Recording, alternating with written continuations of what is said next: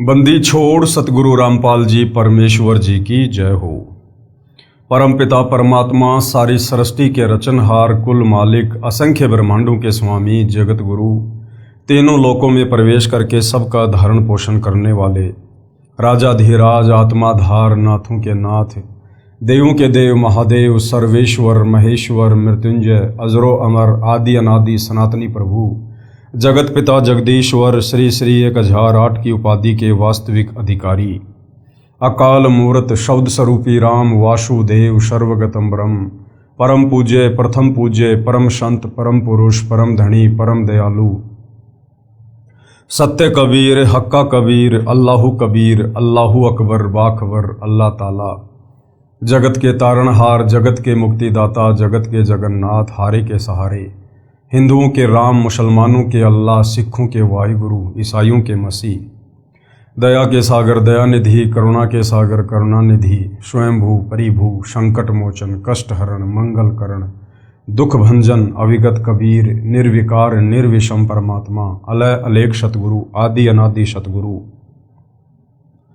असली मर्यादा पुरुषोत्तम, असली राम, असली कृष्ण, असली घनश्याम, असली मुरारी, राजाओं के राजा, महाराजाओं के महाराजा, शहंशाहों के शहंशाह, सम्राटों के सम्राट, भगवानों के भगवान, अल्लाहों के अल्लाह, प्रभुओं के प्रभु, मसीहों के मसीह, सच्चे वाहिगुरु, बाबाओं के बाबा, पीरों के पीर, सेठों के सेठ, जगत सेठ, सावरसा सेठ, सर्वगुण संपन्न, अनंत कोटि कलाओं के स्वामी, अनंत कोटि ब्रह्मांडों के नायक, योगियों में महायोगी, ध्यानियों में महाध्यानी, सिद्धों में परम सिद्ध, ज्ञानियों में तत्व ज्ञानी, ब्रह्म ज्ञानी, महाज्ञानी, परम ज्ञानी, सर्वश्रेष्ठ ज्ञानी, विज्ञानी, युवा कबीर, समर्थ कबीर, असमवात, अमित ओजा, सच्चे रहनुमा, करीम अल्लाह, सुभान अल्लाह, दुनिया के अंतिम पैगंबर, 8 सितंबर 1951 से गांव धनाना, जिला सोनीपत, हरियाणा, भारतवर्ष की पावन भूमि पे प्रकट रियल कल्कि भगवान श्री नारायण साकार हरि, श्री बाबा साहिब, नूर अनंत परमात्मा, सच्चे दरवेश, सच्चे बाखबर, संत श्रोमणी सतगुरु रामपाल जी परमेश्वर जी के चरण कमल में आप और हम सभी भाई बहनों का अनंत कोटि दंडवत प्रणाम। सत्साई भाई और बहनों, बहुत बड़ी दया, बहुत बड़ी मेहर पूज्य गुरुदेव भगवान की, परमेश्वर रामपाल जी की, जिनके शुभ आशीर्वाद से, विशेष आशीर्वाद से, उन्हीं के सत्संगों के संग्रह के ऊपर बन चुकी पवित्र आध्यात्मिक पुस्तक कबीर बड़ा या कृष्ण के ऊपर वीडियो बनाने की श्रृंखला जारी है। इसी श्रृंखला में आज हमारा ये 22वें नंबर का वीडियो है। इस पवित्र पुस्तक कबीर बड़ा या कृष्ण को विशेषकर हिंदू समाज के श्रद्धालु यदि धैर्य पूर्वक, निष्पक्ष होकर, रुचि लेकर सुन लेंगे, पढ़ लेंगे, समझ लेंगे तो सदियों पुराना रोग कट जाएगा। कौन सा रोग है? परमात्मा प्राप्ति वाला।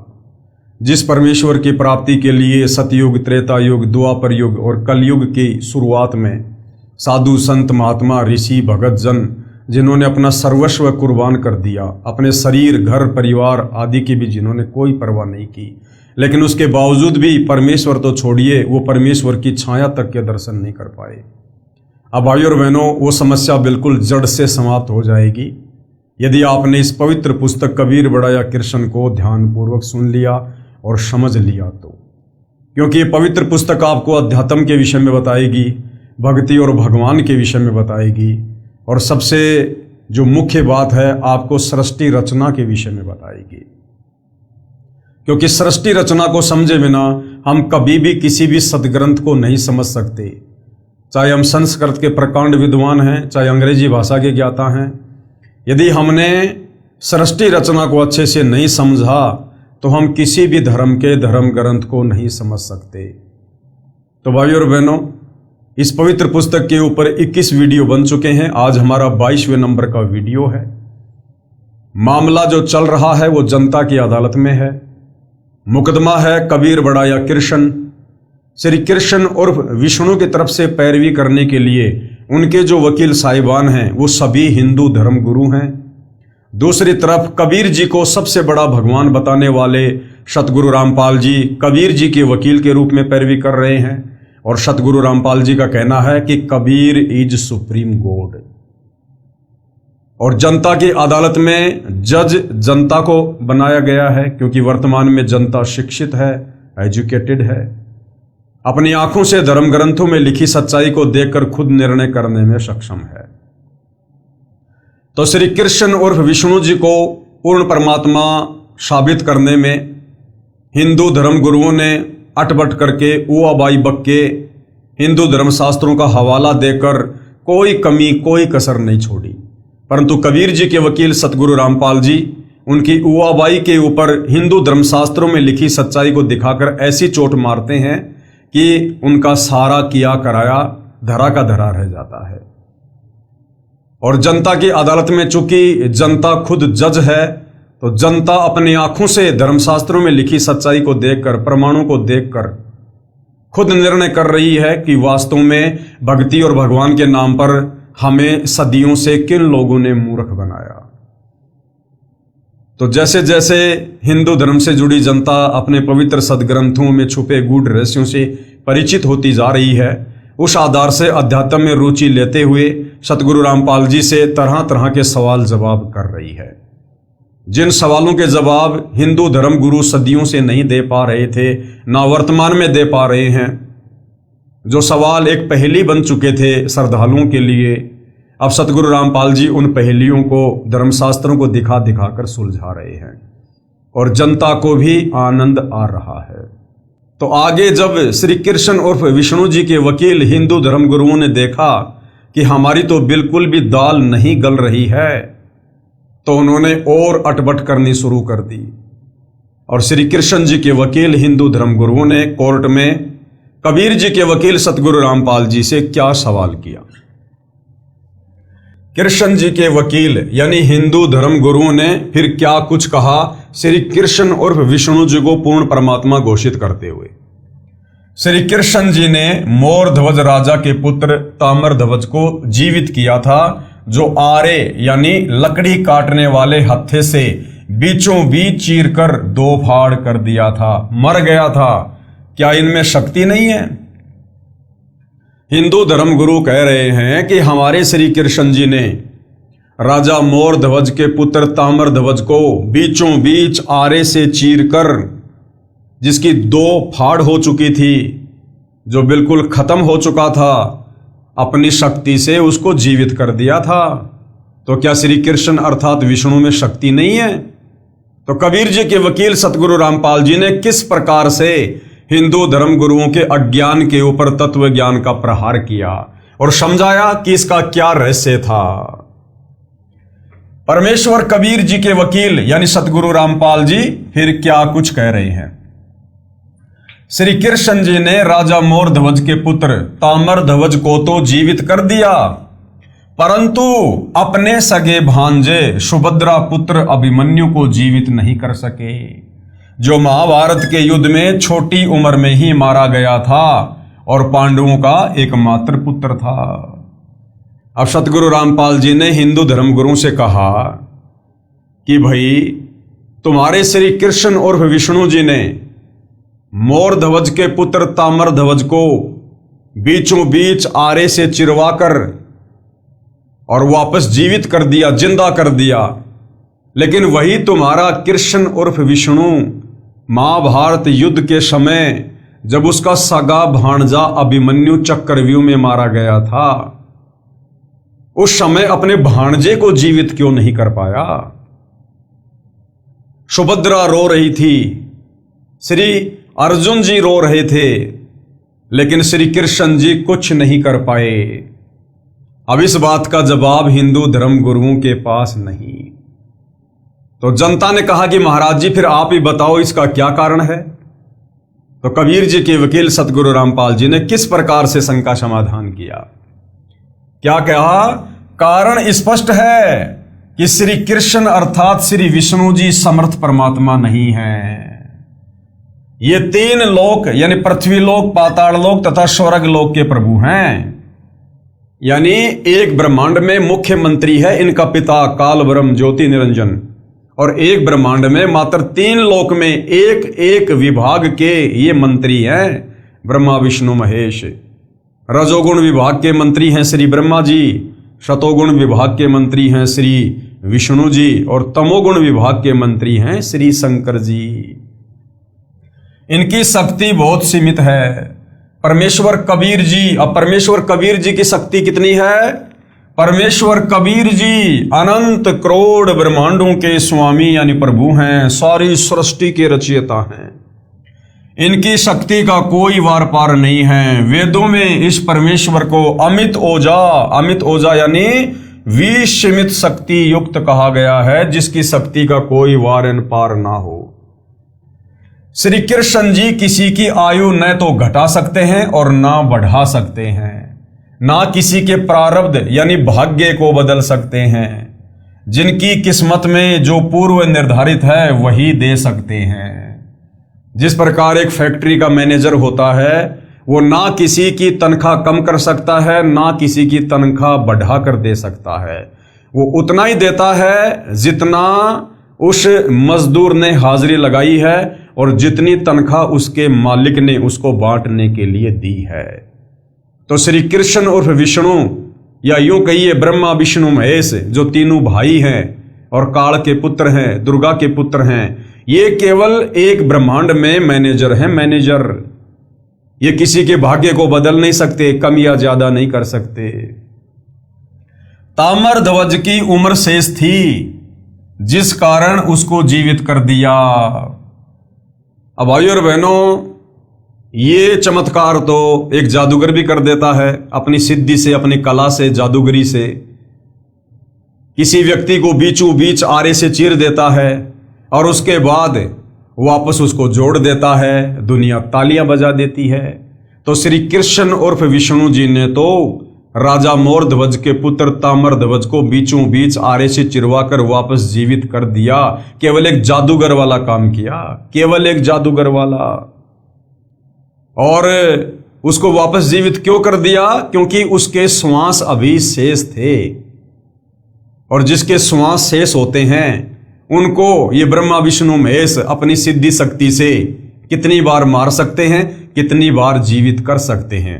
जिस प्रकार वो जादूगर किसी व्यक्ति के आरे से दो भाग करके दोनों भागों को अलग अलग दिखा के फिर वापस उनको जोड़ देता है।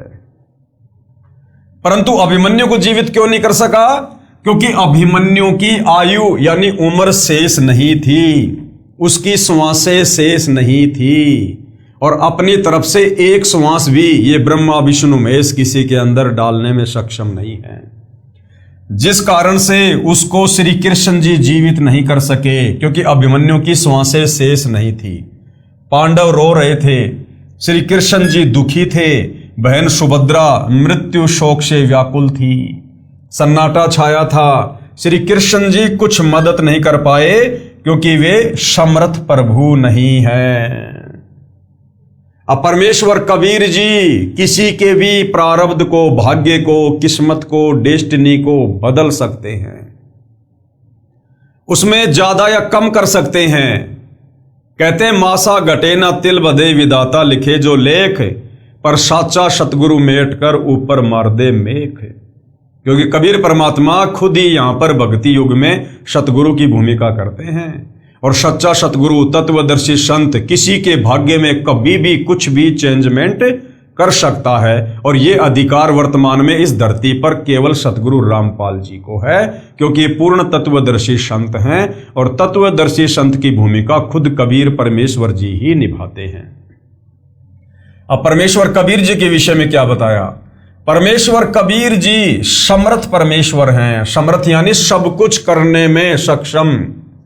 ये भगत या भगतमती के प्रारब्ध कर्म को भी बदल सकते हैं, यानी उनकी किस्मत को भी चेंज कर सकते हैं। मृत्यु है तो उसे जीवन दान दे सकते हैं, जीवन है तो उसको मृत्यु में तब्दील कर सकते हैं। गरीब मासा घटे ना तिल बधे विदना लिखे जो लेख, भाई साचा सतगुरु मेट कर ऊपर मारे मेख। मासा घटे ना तिल बधे, मासा का मतलब होता है जरा सा, थोड़ा सा। माशा घटे न तिल बधे, और तिल जितना भी किसी के भाग्य में कोई चेंजमेंट ये ब्रह्मा विष्णु महेश नहीं कर सकते।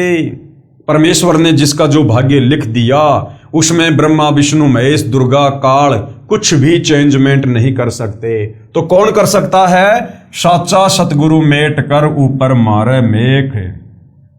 सच्चा सतगुरु तत्वदर्शी संत किसी के भी प्रारब्ध में, किसी के भी भाग्य में, चाहे कितना ही घोर कष्ट क्यों ना हो, मृत्यु क्यों ना हो, उसे अपनी शक्ति से, अपनी पावर से, अपनी समर्थता से वो पल में बदल सकते हैं, चेंज कर सकते हैं। गरीब जम जोरा जासे डरे, जम यानी ये काल और जोरा यानी मौत। जम और जोरा जिससे डरे और मिटे कर्म के लेख। कौन है वो? अदली असल कबीर है। वो न्यायकारी परमात्मा कौन है?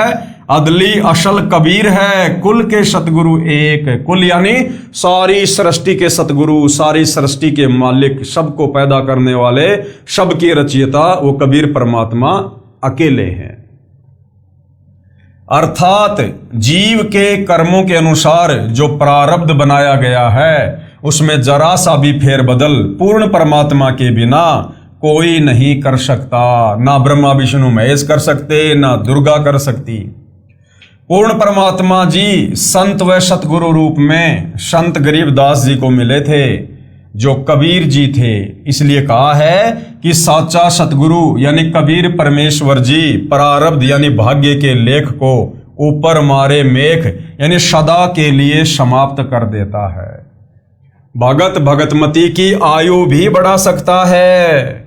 वेदों में लिखा हुआ है कि वो परमात्मा अपने साधक के, अपने भगत के, यदि उसके प्रारब्ध में मृत्यु हो, परमेश्वर उसको टालकर 100 साल की उम्र भी लिख देता है। मुर्दे को जीवित कर देता है। वेदों में भी यही प्रमाण है। कौन से वेद में और कहां प्रमाण है? ऋग्वेद मंडल नंबर 10 सूक्त नंबर 161 मंत्र नंबर 2 में कहा है कि परमेश्वर अपने साधक के असाध्य रोग को भी समाप्त करके स्वस्थ कर देता है। यदि साधक यानी भगत मृत्यु को प्राप्त होकर परलोक चला गया है तो उसको मृत्यु देवता से छुड़वाकर जीवित करके सत यानी 100 वर्ष की उम्र प्रदान कर देता है। ये अधिकार सृष्टि में केवल कबीर परमेश्वर जी को है। पेश है प्रमाण के लिए ऋग्वेद मंडल 10 सूक्त 161 मंत्र 2 की फोटोकॉपी। अब जनता की अदालत में जनता अपनी आंखों से सब कुछ देख रही है कि हमारे धर्म ग्रंथों में सब कुछ लिखा हुआ है, वेदों में, गीता में, लेकिन हमारे नादान धर्म गुरु तत्व ज्ञान के अभाव से हमें समझा नहीं पाए, बता नहीं पाए। तो ये श्लोक आप जियों की आंखों के सामने है भाई और बहनों। आप जी देख सकते हो, पढ़ सकते हो कि परमेश्वर क्या कर सकता है। अदालत में प्रमाणित करता हूं कि समर्थ परमेश्वर कबीर जी काशी वाला जुलाहा है। यानी जो कबीर परमात्मा आज से 650 साल पहले बनारस के काशी में लहरतारा तालाब पर एक शिशु रूप में कमल के विकसित फूल पर सह शरीर सतलोक से चलकर प्रकट हुए और 120 वर्ष तक उन्होंने काशी में रहकर लीला की, अपने तत्व ज्ञान का प्रचार प्रसार किया। तो ये कबीर परमात्मा वही है जो 650 साल पहले बनारस के काशी में आए थे और एक जुलाहा की भूमिका की। आप जी श्री कृष्ण और श्री विष्णु जी के वकील भी सुनो। यानी जनता की अदालत में सतगुरु रामपाल जी श्री कृष्ण जी की पैरवी कर रहे, श्री कृष्ण और विष्णु को जबरदस्ती पूर्ण परमात्मा घोषित करने में लगे हुए हिंदू धर्म गुरुओं को कह रहे कि आप भी सुनो कि वो परमात्मा क्या कर सकता है। श्री कृष्ण और श्री विष्णु जी के वकील भी सुनो। अमर कथाएं उस अमर परमेश्वर कबीर जी की, जुलाहे धानक की। श्री कृष्ण जी ने राजा मोर ध्वज के पुत्र तामर ध्वज को जीवित किया। इसी प्रकार कबीर परमेश्वर जी ने सम्मन के लड़के शेऊ को जीवित किया। कथा इस प्रकार है। अब यह है अमर कथा जो हमारे नादान धर्म गुरु नहीं जानते थे। नेकी, शेऊ, सम्मन के बलिदान की कथा। जिस समय परमेश्वर कबीर जी ने काशी में 120 वर्ष लीला की थी, उस समय दिल्ली के निवासी सम्मन जाति से मणियार, उसकी पत्नी नेकी तथा पुत्र शिव यानी शेऊ ने परमेश्वर से दीक्षा ली थी। किस परमेश्वर से? कबीर जी से। आर्थिक स्थिति बहुत कमजोर थी। परमात्मा के उपदेश का दृढ़ता से पालन करते थे। परमेश्वर पर पूर्ण विश्वास था। दोनों पति पत्नी स्त्रियों को चूड़ियां पहनाने का कार्य घर घर जाकर करते थे। साथ में अपने गुरुदेव कबीर जी की महिमा भी किया करते थे। बताया करते थे कि हमारे सतगुरुदेव जी ने राजा सिकंदर लोदी का असाध्य रोग आशीर्वाद मात्र से ठीक कर दिया था। राजा सिकंदर लोदी उस समय मुसलमान बादशाह था और उसको एक असाध्य रोग था, जलन का रोग। बहुत ज़्यादा पीड़ा होती थी। सर्व हिंदू धर्मगुरुओं से, मुसलमान पीरों से अपना इलाज करवाया, देश के टॉप मोस्ट वैद्य बुलवाए, परंतु किसी प्रकार का कोई लाभ, कोई भी राहत उसको नहीं मिल पाई, क्योंकि उसके प्रारब्ध में था, उसके पाप कर्मों के कारण। और जैसे उसे काशी वाले कबीर जुलाहे के विषय में पता चला और जब वो उनकी शरण में गया तो कबीर परमेश्वर जी ने आशीर्वाद मात्र से उसके असाध्य जलन के रोग को छू मंत्र कर दिया। बादशाह सिकंदर ने स्वामी रामानंद जी की गर्दन काट दी थी। उसको सतगुरु कबीर जी ने धड़ पर गर्दन जोड़कर जीवित कर दिया। एक कमाल नाम का लड़का मर गया था। उसके कबीले वालों ने अंतिम संस्कार रूप में दरिया में प्रवाह कर दिया था। शेख तकी, जो राजा सिकंदर जी का धर्मगुरु, उसको विश्वास नहीं था कि रामानंद जी की गर्दन काटने के पश्चात भी कबीर जी ने जीवित कर दिया। वह राजा से कहता था कि कबीर जंतर मंत्र जानता है और कुछ नहीं, मुर्दे कभी जिंदा होते हैं, मेरे सामने कोई मुर्दा जिंदा करे तो मानूं। राजा सिकंदर को कबीर जी पर पूर्ण विश्वास था, क्योंकि अपनी आंखों से वो चमत्कार देख चुका था। क्योंकि वह तो रोग से महादुखी था तथा रामानंद स्वामी जी को अपने हाथों से कत्ल किया था, उसके सामने कबीर जी ने जीवित किया था। शेख तकी की भी दरिया पर उपस्थित था। मुर्दे को देखकर कहा कि यदि मेरे सामने इस मुर्दे को जीवित कर दे तो मैं कबीर को अल्लाह का नबी मान लूंगा। कबीर जी ने कहा, हे शेख तकी जी, आप भी बड़े पहुंचे हुए पीर हो, आप कोशिश करो, बाद में कहोगे कि मैं भी जिंदा कर देता। उपस्थित सर्व मंत्रियों और बादशाह ने भी यही कहा कि आप कौन सी छोटी हस्ती हो, कर दो काम। शेख तकी ने शर्म के मारे जंतर मंत्र किए, परंतु व्यर्थ। कहा कि मुर्दे जिंदा नहीं हुआ करते, कबीर तो चाहता है कि मुर्दा बहकर दूर चला जाए और इज्जत रह जाए। वह चला गया मुर्दा। कबीर जी ने अपने हाथ का संकेत किया और कहा, मुर्दा वापस आओ। इंजन वाली नाव के समान बालक का शव वापस आ गया। कबीर जी ने कहा, हे जीवात्मा जहां भी है, कबीर हुक्म से शव में प्रवेश कर और बाहर आओ। उसी समय वह 12 वर्षीय बालक जीवित होकर दरिया से बाहर आ गया। उपस्थित दर्शकों ने कहा, कबीर जी कमाल कर दिया, और बालक का नाम कमाल रख दिया। परमात्मा कबीर जी ने उस कमाल बालक को अपने घर बच्चे की तरह पाला। शेख तकी शर्म से पानी पानी हो गया, परंतु माना नहीं। कहने लगा कि बालक को तो सदमा हुआ था, गलती से मरा हुआ मानकर जल प्रवाह कर दिया था। जब मानो मेरी बेटी कई दिनों से कब्र में दबा रखी है, वह मृत्यु को प्राप्त हो चुकी है, उसको कबीर जीवित कर दे। शेख तकी ने कहा कि मेरी बेटी पिछले 10-12 वर्षों से जो मर चुकी है वो कब्र में दबाई हुई है, अब तक तो वो लाश भी सड़ गई होगी, कीड़े पड़ गए होंगे। मैं कबीर को उस समय अल्लाह का नबी मानूंगा जब ये मेरी बेटी को जीवित कर दे। परमेश्वर कबीर जी ने कहा कि 2 दिन बाद तेरी बेटी को जीवित कर दूंगा। आसपास के गांव तथा दिल्ली में मुनादी करवा दो कि सब आकर देखें। ऐसा ही किया गया, कब्र तोड़ दी गई। कबीर परमेश्वर जी ने कहा, शेख जी प्रयत्न करो, कहीं बाद में कहो कि लड़की सदमे में थी। उपस्थित जनता ने कहा कि कबीर जी, यदि शेख तकी में शक्ति होती तो अपनी बेटी को कोई कैसे मरने देता, आप कोशिश करो। कबीर जी ने कहा कि हे शेख तकी की बेटी, जीवित हो जा। लड़की जीवित नहीं हुई। क्यों नहीं हुई? क्योंकि परमात्मा दुनिया के सामने शेख तकी की जो असलियत थी, जो वास्तविकता थी, उसको लाना चाहते थे कि ये कितना नीच और घटिया इंसान है और ईर्ष्या की आग में कितना जल रहा है। तो कबीर परमेश्वर जी ने कहा कि हे शेख तकी की बेटी, जीवित हो जा। लड़की जीवित नहीं हुई, ऐसा 2 बार कहा। लड़की जीवित नहीं हुई। शेख तकी को अपनी बेटी के जीवित न होने का दुख नहीं, बल्कि कबीर जी की हार की खुशी मनाने लगा और ताली बजाते हुए नाचने लगा। कबीर जी ने कहा, हे जीवात्मा, जहां भी हो, कबीर हुक्म से अपने शरीर में प्रवेश कर और कब्र से बाहर आओ। कहने की देरी थी, उसी समय 12 वर्षीय कन्या के शरीर में हलचल हुई और लड़की उठकर बाहर आई और कबीर जी को दंडवत प्रणाम किया। परमेश्वर कबीर जी ने कहा कि हे शेख तकी की बेटी, अपने पिता के साथ घर जाओ। शेख तकी ने भी बेटी का हाथ पकड़ा और घर चलने को कहा। कन्या का नाम कमाली रखा, क्योंकि उपस्थित जनता ने कहा कमाल है, इसलिए कमाली नाम रखा। अब शेख तकी की लड़की कमाली ने क्या कहा?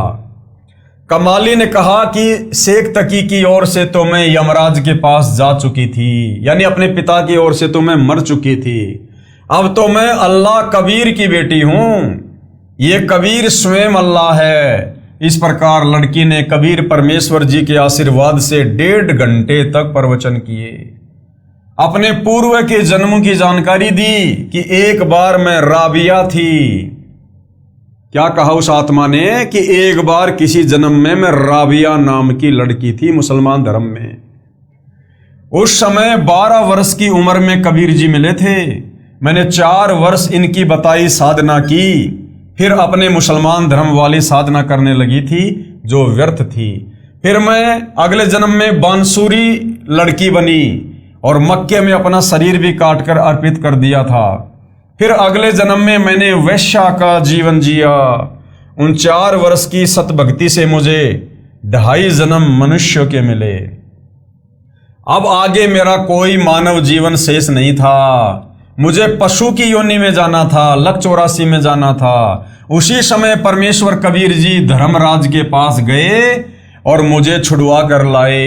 ये जनता की अदालत में हिंदू धर्म गुरुओं को बताया जा रहा है, समझाया जा रहा है कि यदि किसी की श्वासें शेष ना हो, यदि किसी के भाग्य में मृत्यु हो, तो ये कबीर परमात्मा अल्लाह कबीर इतना समर्थ है, ये मृत्यु देवता यमराज से भी उस साधक को छुड़ाकर 100 साल की उम्र प्रदान कर देता है।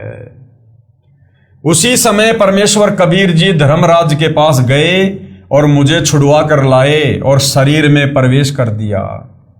इनकी कृपा से मुझे मानव जीवन मिला है। अब मैं अपने वास्तविक पिता अल्लाह कबीर जी के साथ रहूंगी। शेख तकी की लड़की ने शेख तकी के साथ रहने से बिल्कुल मना कर दिया। कबीर जी ने कमाली को बेटी की तरह पाला और अपने घर पर रखा। उपस्थित लाखों की संख्या में दर्शकों ने परमेश्वर कबीर जी से दीक्षा ली। सबको प्रथम 5 मंत्र का उपदेश दिया। इस प्रकार कबीर जी के उस समय 64 लाख शिष्य हो गए थे। कब? 650 साल पहले। वे चमत्कार देखकर ही शरण में आए थे। उन्होंने ज्ञान आधार नहीं बनाया था, केवल चमत्कार देखकर ही कबीर जी से जुड़े थे। दिल्ली नगर की स्त्रियां नेकी तथा सम्मान से ये अनोखी बातें सुनकर बाद में चर्चा करती थी कि क्या ये बातें संभव हो सकती हैं। कुछ तो कहती थी कि हमारे घर वाला भी उस समय वहीं उपस्थित था जब शेख की लड़की कब्र से निकालकर जीवित की गई थी। परंतु मेरा पति इस बात से नाराज हुआ कि कबीर क्यों ले गया लड़की को, जिसकी बेटी थी उसको सौंप देनी थी। भावार्थ है कि कुल मिलाकर वे स्त्रियां अंदर से मजाक रूप में मानती थी, परंतु उनके सन्मुख चुप रह जाती थी।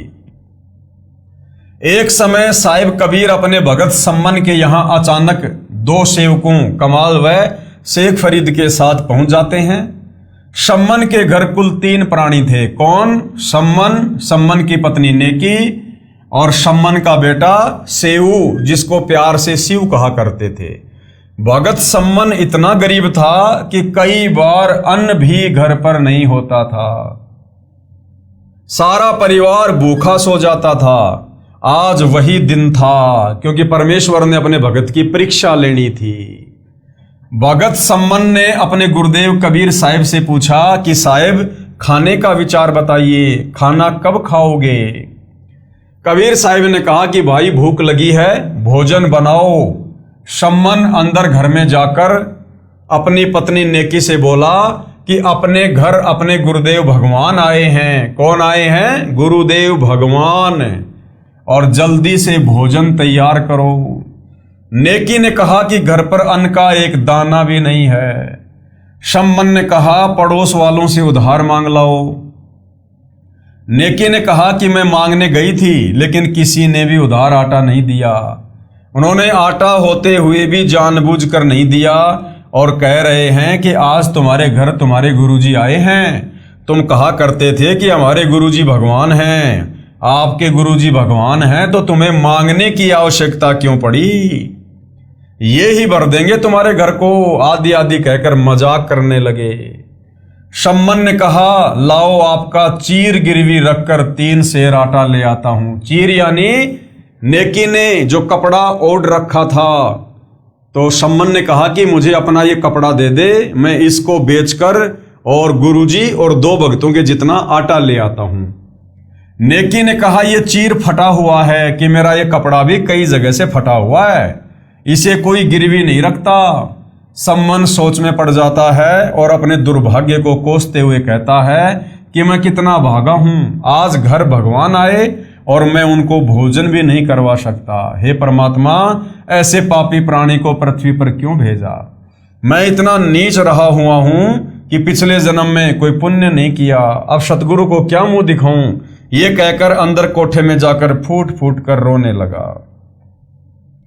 तब उसकी पत्नी नेकी कहने लगी कि हिम्मत करो, रो मत, परमात्मा आए हैं, इन्हें ठेस पहुंचेगी, सोचेंगे हमारे आने से तंग आकर रो रहा है। सम्मन चुप हुआ।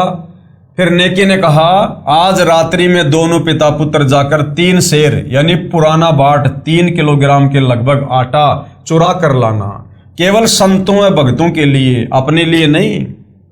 तब लड़का सेऊ बोला माँ, गुरुजी कहते हैं चोरी करना पाप है, फिर आप भी मुझे शिक्षा दिया करती कि बेटा कभी चोरी नहीं करनी चाहिए, जो चोरी करते हैं उनका सर्वनाश होता है। आज आप ये क्या कह रही हो माँ? क्या हम पाप करेंगे माँ? अपना भजन नष्ट हो जाएगा माँ, हम 84 लाख योनियों में कष्ट पाएंगे, ऐसा मत कहो माँ। माँ आपको मेरी कसम। तब नेकी ने कहा पुत्र तुम ठीक कह रहे हो, चोरी करना पाप है, परंतु पुत्र हम अपने लिए नहीं बल्कि संतों के लिए करेंगे। जिस नगर में निर्वाह किया है इनकी रक्षा के लिए चोरी करेंगे। नेकी ने कहा बेटा ये नगर के लोग अपने से बहुत चिढ़ते हैं। हमने इनको कहा था कि हमारे गुरुदेव कबीर साहिब पूर्ण परमात्मा पृथ्वी पर आए हुए हैं। इन्होंने एक मृतक गऊ तथा उसके बच्चे को जीवित कर दिया था, जिसके टुकड़े सिकंदर लोदी ने करवाए थे। एक लड़के तथा एक लड़की को जीवित कर दिया। सिकंदर लोदी राजा का जलन का रोग समाप्त कर दिया तथा श्री स्वामी रामानंद जी कबीर साहिब के गुरुदेव को सिकंदर लोदी ने तलवार से कत्ल कर दिया था, वे भी कबीर साहिब ने जीवित कर दिए थे। इस बात का ये नगर वाले मजाक कर रहे हैं और कहते हैं कि आपके गुरु कबीर तो भगवान हैं, तुम्हारे घर को भी अन्न से भर देंगे, फिर क्यों अन्न यानी आटे के लिए घर घर डोलती फिरती हो? बेटा ये नादान प्राणी हैं। यदि आज साहिब कबीर इस नगरी का अन्न खाए बिना चले गए तो काल भगवान भी इतना नाराज हो जाएगा कि कहीं इस नगरी को समाप्त ना कर दे। हे पुत्र इस अनर्थ को बचाने के लिए अन्न की चोरी करनी है। हम नहीं खाएंगे, केवल अपने सतगुरु तथा आए भक्तों को प्रसाद बनाकर खिलाएंगे। ये कहकर नेकी की आंखों में आंसू भर आए और कहा पुत्र नाटियो मत यानी मना मत करना। तब अपनी माँ की आंखों के आंसू पोंछता हुआ लड़का सेऊ कहने लगा माँ रो मत, आपका पुत्र आपके आदेश का पालन करेगा। माँ आप तो बहुत अच्छी हो ना। अर्धरात्रि के समय दोनों पिता यानी सम्मन और पुत्र सेऊ चोरी करने के लिए जाते हैं। एक सेठ की दुकान की दीवार में छिद्र किया।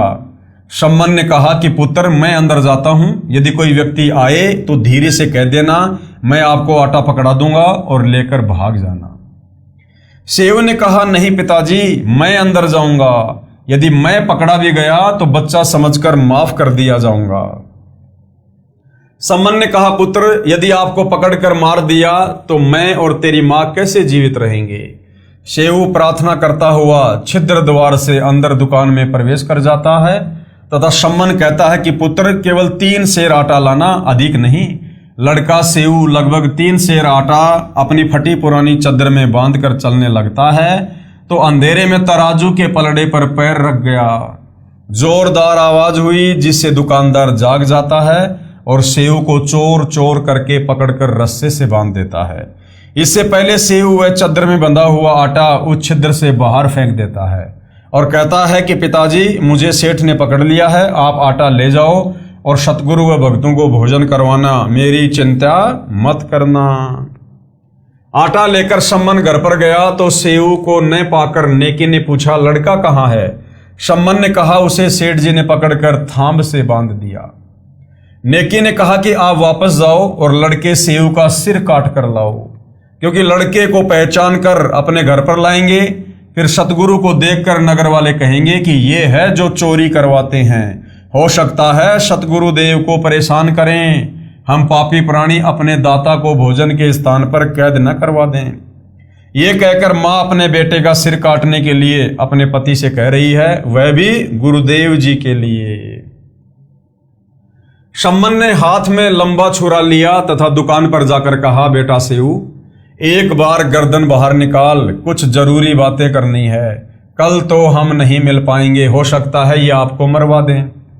तब सेऊ उस सेठ यानी बनिए से कहता है कि सेठ जी, बाहर मेरा बाप खड़ा है, कोई जरूरी बात करना चाहता है, कृपया करके मेरे रस्से को इतना ढीला कर दो कि मेरी गर्दन छेद से बाहर निकल जाए। सेठ ने उसकी बात को स्वीकार करके रस्सा इतना ढीला कर दिया कि गर्दन आसानी से बाहर निकल गई।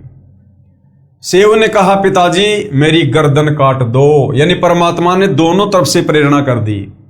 सेव ने कहा कि पिताजी मेरी गर्दन काट दो, यदि आप मेरी गर्दन नहीं काटोगे तो आप मेरे पिता नहीं हो। मुझे पहचान कर घर तक सेठ पहुंचेगा, राजा तक इनकी पहुंच है, ये अपने गुरुदेव को मरवा देगा। पिताजी हम क्या मुख दिखाएंगे। सम्मन ने एकदम कर्द मारी और सिर काट कर घर ले गया।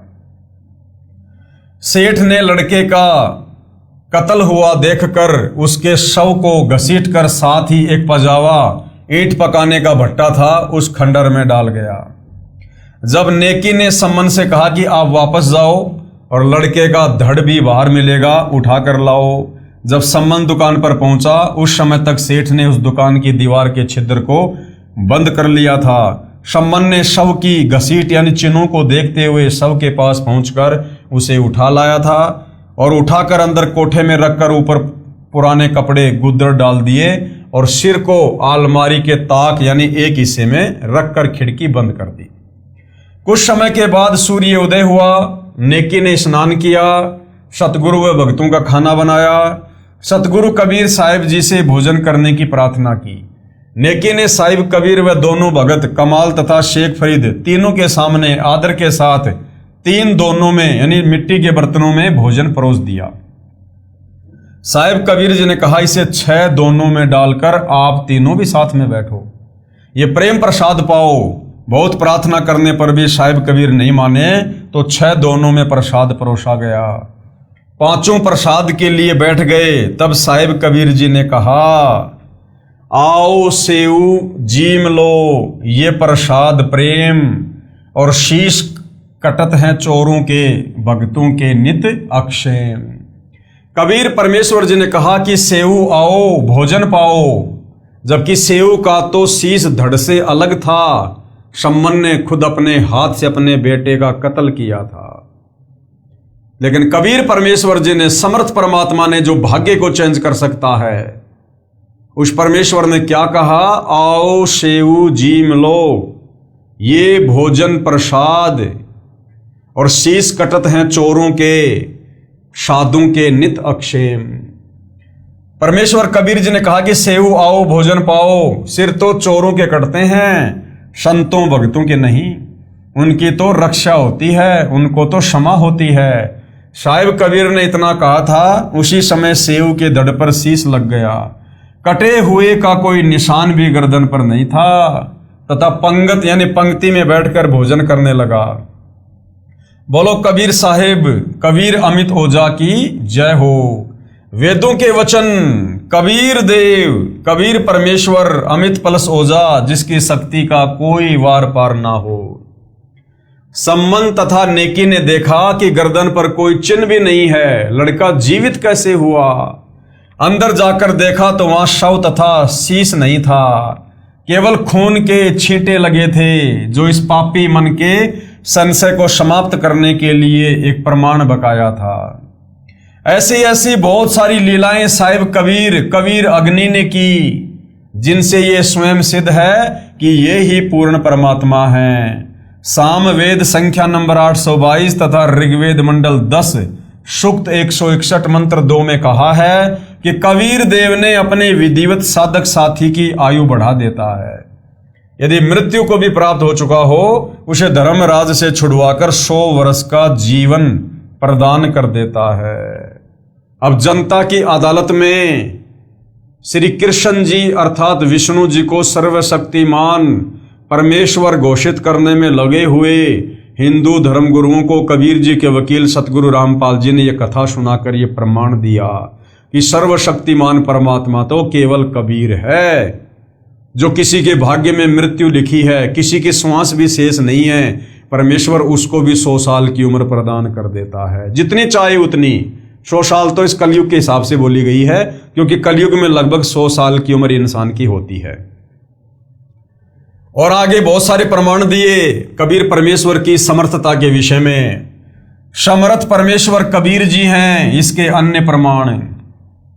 परमेश्वर कबीर कहा करते कि हिंदू तथा मुसलमान, यहूदी तथा ईसाई सब एक प्रभु के बच्चे हो। तुम्हारे को काल यानी शैतान ने भ्रमित करके बांट रखा है। धर्मों में और जातियों में तुम्हारे को इस काल ने, शैतान ने अपने स्वार्थ के लिए बांट रखा है, ताकि तुम परमात्मा के निकट ना पहुंच जाओ, तुम सत भक्ति करके यहां से पूर्ण मुक्ति प्राप्त ना कर लो। क्योंकि इस काल को, शैतान को प्रतिदिन 1 लाख मानव शरीरधारी स्त्री या पुरुषों के सूक्ष्म शरीर से निकली वासना को खाने का श्राप लगा हुआ है, जिस कारण से ये हमें भक्ति और भगवान के नाम पर भ्रमित रखता है। एक बार दिल्ली के मुसलमान बादशाह सिकंदर लोदी को जलन का रोग हो गया। जलन का रोग ऐसा होता है जैसे किसी का आग में हाथ जल जाए, उसमें पीड़ा बहुत होती है। जलन के रोग में कहीं से शरीर जला दिखाई नहीं देता है, परंतु पीड़ा अत्यधिक होती है, उसको जलन का रोग कहते हैं। जब प्राणी के पाप बढ़ जाते हैं तो औषधि भी बेअसर हो जाती है। दिल्ली के बादशाह सिकंदर लोदी के साथ भी वही हुआ, क्योंकि वो जबरदस्ती हिंदुओं को उस समय मुसलमान बनाया करता था, और जो नहीं मानता था उसको कत्लेआम करवा दिया करता था। तो उसके उस समय के पाप कर्म और कुछ प्रारब्ध के पाप कर्म वो सामने आ गए, जिसके चलते उसे असाध्य जलन का रोग हो गया। सभी प्रकार की औषधि सेवन की, बड़े बड़े वैद्य बुला लिए और मुंह बोला इनाम रख दिया कि मुझे ठीक कर दो, जो मांगोगे वही दूंगा। दुख में व्यक्ति पता नहीं क्या संकल्प कर लेता है। सर्व उपाय निष्फल हुए। उसके बाद अपने धार्मिक काजी, मुल्ला, संतों आदि सबसे अपना आध्यात्मिक इलाज करवाया, परंतु सब असफल रहा। क्यों? क्योंकि प्रारब्ध में लिखे कष्ट को, संकट को, दुख को कबीर परमेश्वर के अलावा यहाँ ब्रह्मा, विष्णु, महेश, दुर्गा और काल भी चेंज नहीं कर सकते। जब हम दुखी हो जाते हैं तो हिंदू और मुसलमान नहीं कहते, फिर तो कहीं पर भी रोग कट जाए वहीं पर चले जाते हैं। और वैसे तो हिंदू कहते हैं कि मुसलमान बुरे और मुसलमान कहते हैं कि हिंदू बुरे। और बीमारी हो जाए तो फिर हिंदू और मुसलमान नहीं देखते, जब कष्ट आए तब तो कोई बुरा नहीं। जो मुसलमान बुरे हैं वे बुरे हैं, और जो हिंदू बुरे हैं वो हिंदू भी बुरे हैं, और दोनों में अच्छे भी हैं। हर मजहब में अच्छे और बुरे व्यक्ति होते हैं, लेकिन हम जीव हैं, हमारी कोई जाति व्यवस्था नहीं है। हमारी जीव जाति है, हमारा धर्म मानव है, परमात्मा को पाना है। हिंदू वैद्य तथा आध्यात्मिक संत भी बुलाए, स्वयं भी उनसे जाकर मिला और सबसे आशीर्वाद व जंत्र मंत्र करवाए, परंतु सर्व चेष्टा निष्फल रही। यानी सिकंदर लोदी का जलन का रोग ठीक नहीं हुआ। फिर किसी ने बताया कि काशी शहर में एक कबीर नाम का महापुरुष है, यदि वह कृपया कर दे तो आपका दुख निवारण अवश्य हो जाएगा। जब बादशाह सिकंदर लोदी ने सुना कि एक काशी के अंदर महापुरुष रहता है, तो उसको कुछ कुछ याद आया कि वह तो नहीं जिसने गाय को भी जीवित कर दिया था। हजारों अंग रक्षकों सहित दिल्ली से काशी के लिए चल पड़ा। वीर सिंह बघेला काशी नरेश पहले ही कबीर साहिब की महिमा और ज्ञान सुनकर कबीर साहिब के शिष्य हो चुके थे और पूर्ण रूप से अपने गुरुदेव में आस्था रखते थे। उनको कबीर साहिब की समर्थता का ज्ञान था, क्योंकि कबीर परमेश्वर वहां पर बहुत लीलाएं कर चुके थे। जब सिकंदर लोदी बनारस गया तथा वीर सिंह से कहा कि वीर सिंह मैं बहुत दुखी हो गया हूं, अब तो आत्महत्या ही शेष रह गई है। यहां पर कोई कबीर नाम का संत है, आप तो जानते ही होंगे कि वह कैसा है। इतनी बात सिकंदर बादशाह के मुख से सुनी थी, काशी नरेश वीर सिंह की आंखों में पानी भर आया और कहा कि अब आप ठीक स्थान पर आ गए हो, अब आपके दुख का अंत हो जाएगा। बादशाह सिकंदर ने पूछा कि ऐसी क्या बात है। वीर सिंह ने कहा कि वह कबीर जी स्वयं भगवान आए हुए हैं, परमेश्वर स्वरूप हैं, यदि उनकी दया दृष्टि हो गई तो आपका रोग ठीक हो जाएगा। राजा सिकंदर ने कहा कि जल्दी बुला लाओ। काशी नरेश वीर देव सिंह बघेल ने विनम्रता से प्रार्थना की कि आपकी आज्ञा शिरोधार्य है, आदेश भिजवा देता हूं, लेकिन ऐसा सुना है कि संतों को बुलाया नहीं करते। यदि वे आ भी गए और रजा नहीं बख्शी तो भी आने का कोई लाभ नहीं, बाकी आपकी इच्छा। सिकंदर ने कहा कि ठीक है, मैं स्वयं ही चलता हूं, इतनी दूर आ गया हूं, वहां पर भी अवश्य चलूंगा। फिर आगे क्या हुआ, क्या समझा रहे हैं गुरुदेव अमर कथा में। सिकंदर लोदी बादशाह का असाध्य रोग ठीक करना। शाम का समय हो गया था और वीर सिंह को पता था कि इस समय कबीर साहिब यानी कबीर जी अपने औपचारिक गुरुदेव यानी मुंह बोले गुरुदेव स्वामी रामानंद जी के आश्रम में ही होते हैं। यह समय परमेश्वर कबीर जी का वहां मिलने का है। वीर देव सिंह बघेल काशी नरेश तथा सिकंदर लोदी दिल्ली के बादशाह दोनों स्वामी रामानंद जी के आश्रम के सामने खड़े हो गए। वहां जाकर पता चला कि कबीर साहिब अभी नहीं आए हैं, आने ही वाले हैं। वीर सिंह अंदर नहीं गए, बाहर सेवक खड़ा था, उससे ही पूछा। सिकंदर ने कहा कि तब तक आश्रम में विश्राम कर लेते हैं। राजा वीर सिंह ने स्वामी रामानंद जी के द्वारपाल यानी सेवक से कहा कि स्वामी रामानंद जी से प्रार्थना करो कि दिल्ली के बादशाह सिकंदर लोदी आपके दर्शन भी करना चाहते हैं और साहिब कबीर का इंतजार भी आपके आश्रम में ही करना चाहते हैं। सेवक ने अंदर जाकर रामानंद जी को बताया कि दिल्ली के बादशाह सिकंदर लोदी आए हैं। रामानंद जी मुसलमानों से घृणा करते थे। रामानंद जी ने कहा कि मैं इन मलेच्छों की शक्ल भी नहीं देखता, कह दो कि बाहर बैठ जाएगा। जब सिकंदर लोदी ने यह सुना तो क्रोध में भरकर, क्योंकि राजा में अहंकार बहुत होता है और वो तो दिल्ली का सम्राट था, कहा कि ये 2 कौड़ी का महात्मा और दिल्ली के बादशाह का अनादर कर सकता है तो साधारण मुसलमान के साथ ये कैसा व्यवहार करता होगा, इसको मजा चखाता हूं। स्वामी रामानंद जी अलग आसन पर बैठे थे। सिकंदर लोदी ने जाकर रामानंद जी की गर्दन तलवार से काट दी, वापस चल पड़ा और फिर उसको याद आया कि मैं जिस कार्य के लिए आया था वो काम अब पूरा नहीं होगा।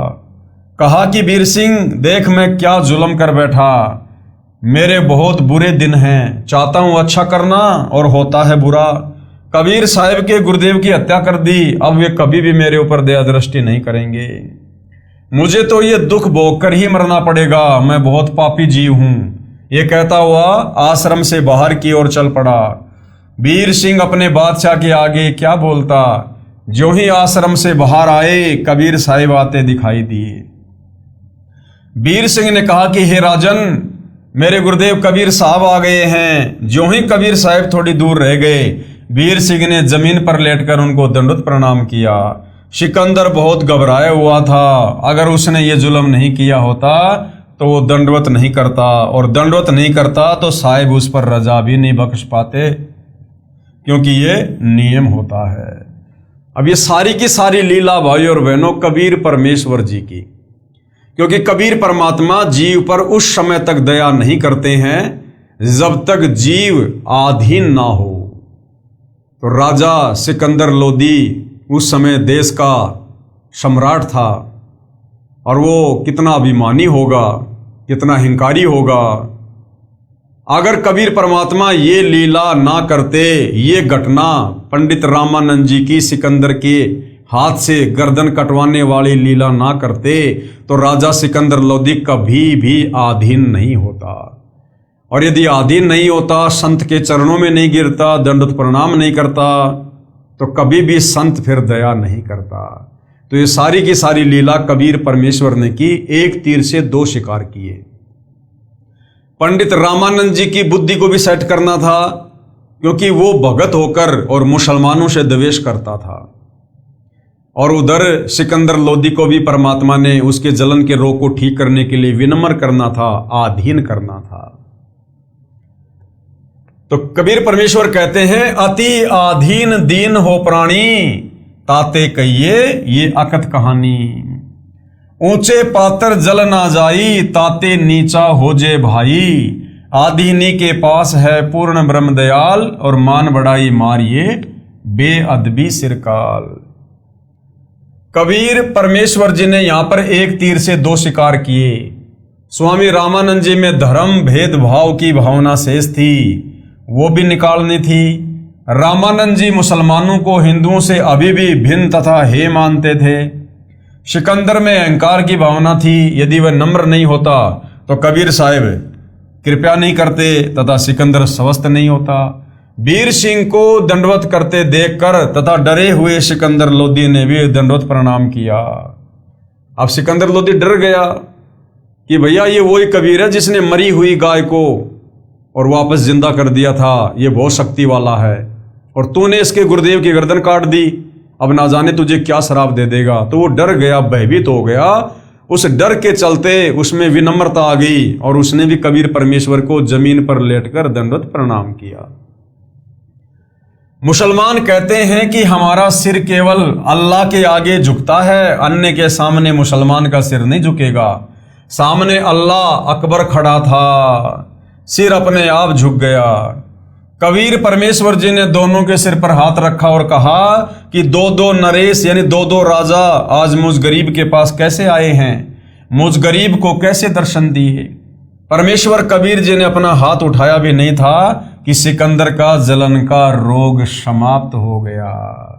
जो रोग उसके प्रारब्ध में था, उसके भाग्य में था, उसकी किस्मत में था, जिस रोग को न ब्रह्मा विष्णु महेश की भक्ति से कोई ठीक कर पाया, ना वो हिंदू और मुसलमान धर्म गुरु ठीक कर पाए, क्योंकि राजा सिकंदर लोदी के प्रारब्ध में था, उसको भोगना था। लेकिन समर्थ कबीर अल्लाह ने आशीर्वाद मात्र से उस रोग को छूमंत्र कर दिया। यानी कबीर परमेश्वरी सारी सृष्टि में समर्थ परमात्मा है, जो किसी के भी प्रारब्ध को चेंज कर सकते हैं। सिकंदर लोदी की आंखों में पानी आ गया। संत के सामने मन भाग जाता है और आत्मा ऊपर आ जाती है, क्योंकि परमात्मा आत्मा का साथी है। अंतर्यामी एक तुम आत्म के आधार, आत्मा का आधार कबीर भगवान है। सिकंदर लोदी ने पैर पकड़कर छोड़े नहीं और रोता ही रहा। जानी जान होते हुए भी यानी अंतर्यामी होते हुए भी कबीर साहिब जी ने सिकंदर लोदी दिल्ली के बादशाह से पूछा, क्या बात है? सिकंदर ने कहा कि अल्लाह की जात, मैंने घोर अपराध कर दिया, आप मुझे क्षमा नहीं कर सकते। जिस काम के लिए मैं आया था वह असाध्य रोग तो आपके आशीर्वाद मात्र से ठीक हो गया। इस पापी को क्षमा कर दो। कबीर साहिब ने कहा, क्षमा कर दिया, ये तो बता दो कि हुआ क्या। सिकंदर ने कहा कि आप क्षमा नहीं कर सकते, मैंने ऐसा पाप किया है। कबीर साहिब ने कहा कि क्षमा कर दिया भाई। सिकंदर ने फिर कहा कि सच में माफ कर दिया। कबीर साहिब ने कहा, हाँ क्षमा कर दिया, अब बता क्या कष्ट है। सिकंदर ने कहा कि दाता, मुझ पापी ने गुस्से में आकर आपके गुरुदेव का कत्ल कर दिया। और फिर सारी कहानी बताई। कबीर साहब बोले कोई बात नहीं, जो हुआ प्रभु इच्छा से हुआ है। आप स्वामी रामानंद जी का अंतिम संस्कार करवा कर जाना, नहीं तो आप निंदा के पात्र बनोगे। परमेश्वर कबीर साहिब जी नाराज नहीं हुए। सिकंदर लोधी ने बीर सिंह के मुख की ओर देखा और कहा कि बीर सिंह, ये तो वास्तव में अल्लाह है। देख, मैंने इनके गुरुदेव का सिर काट दिया और कबीर जी को क्रोध भी नहीं आया। बीर सिंह चुप रहा और साथ साथ हो लिया और मन ही मन में सोचता है कि अभी क्या है, अभी तो और देखना, ये तो शुरुआत है। और फिर किस प्रकार से कबीर परमेश्वर जी ने, अल्लाह कबीर ने, पूर्ण सतगुरु ने, तत्वदर्शी संत ने जो उस समय भूमिका कर रहे थे, अपने मुंह बोले गुरुदेव पंडित रामानंद जी को जीवित किया। स्वामी रामानंद जी को जीवित करना। परमेश्वर कबीर जी ने अंदर जाकर देखा, रामानंद जी का धड़ कहीं और सिर कहीं पर पड़ा था। शरीर पर चादर डाल रखी थी। कबीर साहब ने अपने गुरुदेव के मृत शरीर को दंडवत प्रणाम किया और चरण छुए तथा कहा कि हे गुरुदेव उठो, दिल्ली के बादशाह आपके दर्शन करने के लिए आए हैं, एक बार उठना। दूसरी बार ही कहा था, सिर अपने आप उठकर धड़ पर लग गया और रामानंद जी जीवित हो गए। बोलो सतगुरुदेव की जय। और ये सारी की सारी लीला राजा सिकंदर लोधी के साथ साथ वहां उपस्थित सभी लोग देख रहे हैं। सर्व मनुष्य एक प्रभु के बच्चे हैं, जो दो मानता है वो अज्ञानी है। यदि कोई अपनी नादानी के चलते किसी को हिंदू, किसी को मुसलमान, किसी को सिख, किसी को ईसाई मानता है, तो वो अज्ञानी है, उसको आध्यात्मिक ज्ञान नहीं है। हम सब एक कबीर परमेश्वर के बच्चे हैं। सारी सृष्टि को उत्पन्न करने वाले, अपने वचन से सर्व आत्माओं की उत्पत्ति करने वाले वो कबीर परमात्मा है। हमें आपस में जाति और धर्मों में इस काल ने, शैतान ने बांट रखा है। रामानंद जी के शरीर से आधा खून और आधा दूध निकला हुआ था। जब साहिब कबीर से स्वामी रामानंद जी ने कारण पूछा, हे कबीर प्रभु, मेरे शरीर से आधा रक्त और आधा दूध कैसे निकला है? कबीर साहिब ने बताया कि स्वामी जी, आपके अंदर ये थोड़ी सी कसर और रह गई है कि अभी तक आप हिंदू और मुसलमानों को दो समझते हो, इसलिए आधा खून और आधा दूध निकला है। यानी अभी आप पूर्ण भगत नहीं बने हो। आप अन्य जाति वालों को अपना साथी समझ चुके हो, परंतु हिंदू तथा मुसलमान एक ही परमेश्वर के बच्चे हैं, जीव सभी एक हैं। आप तो जानी जान हो, आप तो लीला कर रहे हो, अर्थात गोल मोल बात करके सब समझा गए। कबीर अलख इलाई एक है, यानी सबका मालिक एक है। नाम धराया दो, कहे कबीर दो नाम सुन, भरम परो मत कोई। यानी वो सारी सृष्टि का मालिक एक ही है। जब वो इस धरती पर आता है, गुरु की भूमिका करता है, तो भिन्न भिन्न नाम से आता है। तो वो है एक ही, लेकिन नाम अपने कभी कभी दो भी रखवा लेता है। जैसे वो सारी सृष्टि का मालिक कबीर भगवान जब सतयुग में आए तो उन्होंने अपना नाम सत सुकृत रखवा लिया। त्रेता में आए तो अपना नाम मुनिंद्र ऋषि रखवा लिया। द्वापर में आए तो कबीर अल्लाह ने अपना नाम करुणा में ऋषि रखवा लिया। 650 साल पहले आए तो अपने वास्तविक नाम से उन्होंने लीला की। उसके बाद 300 साल पहले गांव छुडानी जिला झज्जर हरियाणा में आए तो गरीबदास नाम रखवा लिया। और वर्तमान कलयुग की पिछली पीढ़ी में 8 सितंबर 1951 को आए हैं, प्रकट हुए हैं, तो अपना नाम संत रामपाल जी रखवा लिया।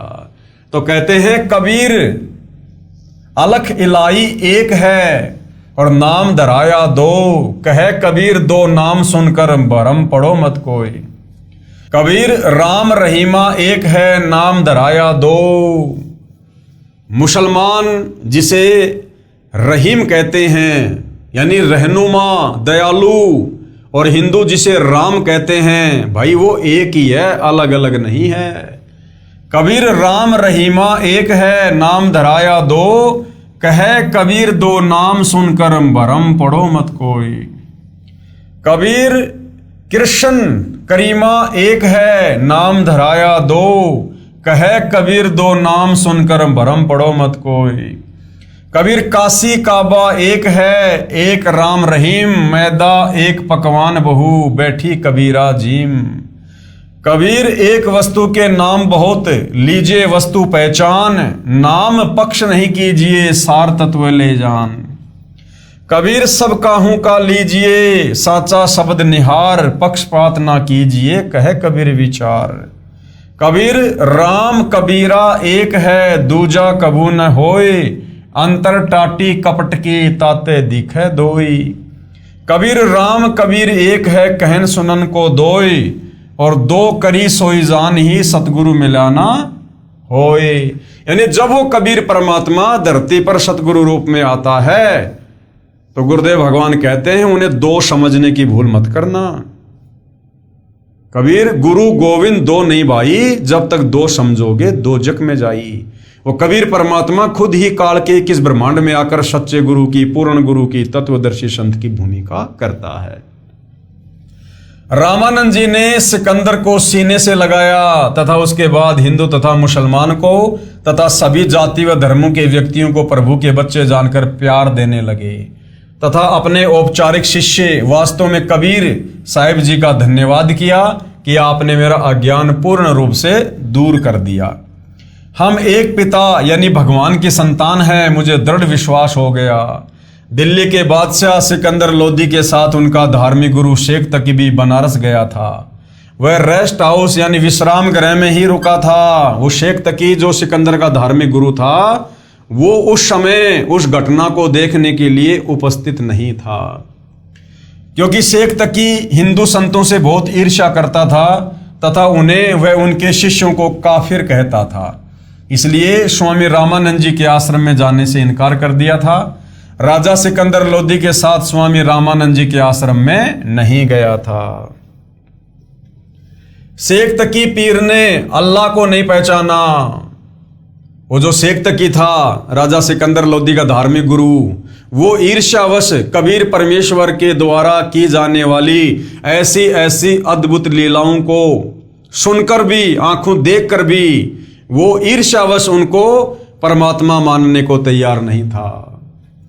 भारत के सम्राट सिकंदर ने विश्राम गृह में आकर परमेश्वर कबीर साहिब जी द्वारा अपने असाध्य रोग का निवारण केवल आशीर्वाद मात्र से करने तथा स्वामी रामानंद जी को पुनः जीवित करने की अद्भुत करिश्मे की बात खुशी के साथ अपने धार्मिक पीर शेख तकी को बताई तथा कहा कि पीर जी, मैं पूर्ण रूप से स्वस्थ हूं, मुझे कोई पीड़ा किसी अंग में नहीं है। शाम का समय था। प्रभु कबीर साहिब जी सुबह आने की कहकर अपनी कुटिया पर चले गए थे। शेख तकी ने बादशाह के मुख से अन्य पीर की भूरी भूरी प्रशंसा सुनी तो अंदर ही अंदर जल भुन गया। रात भर करवटें बदलता रहा। परमेश्वर कबीर साहिब जी को नीचा दिखाने की योजना बनाता रहा। बादशाह सिकंदर की शंकाओं का समाधान। प्रश्न। बादशाह सिकंदर लोदी ने कबीर अल्लाह से पूछा, हे परवरदिगार, ये ब्रह्म काल कौन शक्ति है, ये सभी के सामने क्यों नहीं आता है? जब कबीर परमेश्वर ने कुछ देर राजा सिकंदर लोदी को तत्व ज्ञान बताया, सत्संग सुनाया कि भाई ना वो अल्लाह अलग है ना वो राम अलग है। इस शैतान ने, इस काल ने सबको यहां पर भ्रमित कर रखा है, अलग अलग धर्म बनवाकर, जातियां बनवाकर।